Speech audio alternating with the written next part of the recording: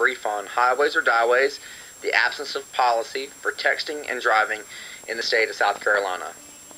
Most of the time, when you're thinking about texting and driving, most of the time people don't really think of themselves. But at some point in our driving careers, we've heard the text messaging buzz, or we've heard the beeping noise that goes off inside of our purse or in our console. And we've looked down at some point and tried to see who it was that was calling or texting us while we're driving. And the problem with this is that it gives opportunity for our eyes to be taken off the road, which is where it should be when we're driving, and placed on a phone, on something that shouldn't be placed emphasis on because of innocent people on the roadway, houses, wildlife coming out into the street, other drivers. It also serves as a danger for the driver itself.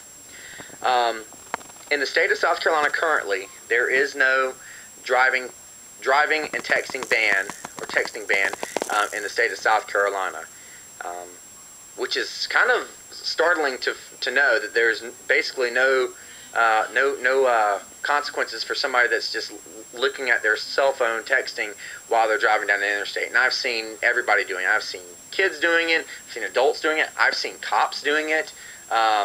And it's rather disturbing, especially when I saw the cop doing it. I looked over at him and I was like, "What are you doing?" But of course, I didn't want to get pulled over, so I let it slide. Anyhow, it's a proven fact through the research that I was looking up that when you're driving and texting, it's actually worse than driving drunk. Actually, it's shown. Even on Oprah Winfrey had a article that she did on her show before she, I guess, retired, and it showed how you can only see a mere 9% vision. So when you're down looking at it, you can't really focus in what's going on around you. So when you get that look up and you look up from the text message and you see brake lights, your heart stops and you're slamming on the brakes and you might not be able to stop in time. So it serves as a real danger. Currently, like I said, there's no policy that's been set in place. Although in the Senate, Senator Jake Knotts and Senator Alexander have taken steps towards proposing a bill to the Senate, which is Bill 225. And what that bill is doing, it's a step forward. So I congratulate government on at least attempting to try to start something here. Although I do feel that some of the consequences, I guess you could say, or the penalties and fines are not quite as severe, I guess as you could say, as what I would imagine they could be, to really show people that you mean business. They have the zero tolerance law, click it or ticket. They have certain things that people understand. Zero tolerance. People understand if you drink and you drive, if you're anything close to that level, then it's a done deal.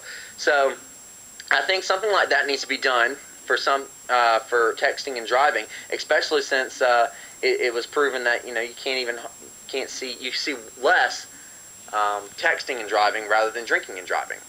So they had some in their proposed policy. They had some fines, some trauma surcharges, which is good, but I think they were a little low. I proposed that for the first-time offender, they pay a $250 fine, no points on their license, and then $250 trauma fund surcharge. So I feel like we really need to hit people in their pockets to make the points stand out, which is why I have my fine a little higher than a speeding ticket or anything like that.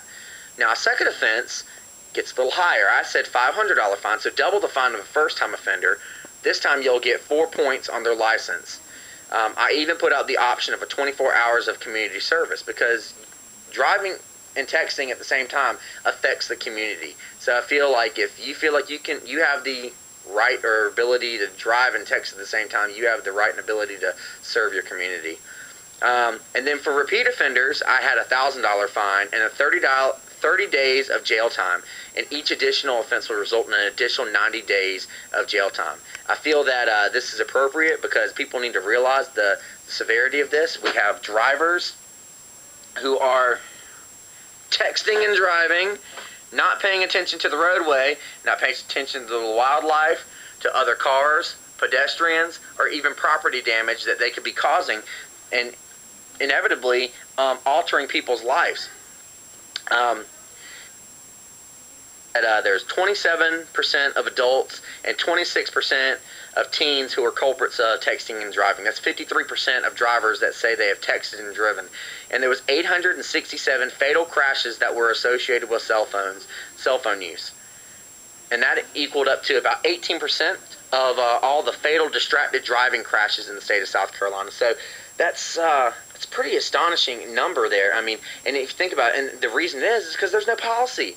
I mean, there's nothing that says, you're going to be in trouble if you're caught texting and driving, other than if the fact you cause an accident or something like that. Then I guess they'll write off whatever they got to write. But there's no consequence for it. So people need to start seeing this before they actually hurt somebody, kill somebody, or hurt themselves.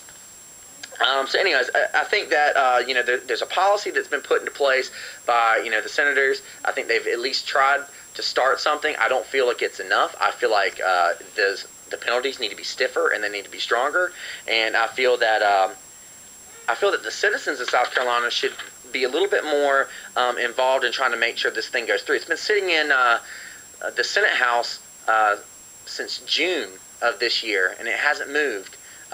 They're still making amendments to it, but I feel like everybody's at jeopardy here. The drivers, the pedestrians. If you have kids, you're at risk. So try to do what you can. Let your voice be heard. Enforce a policy. Enforce my policy. And let's make South Carolina a safer state to drive in.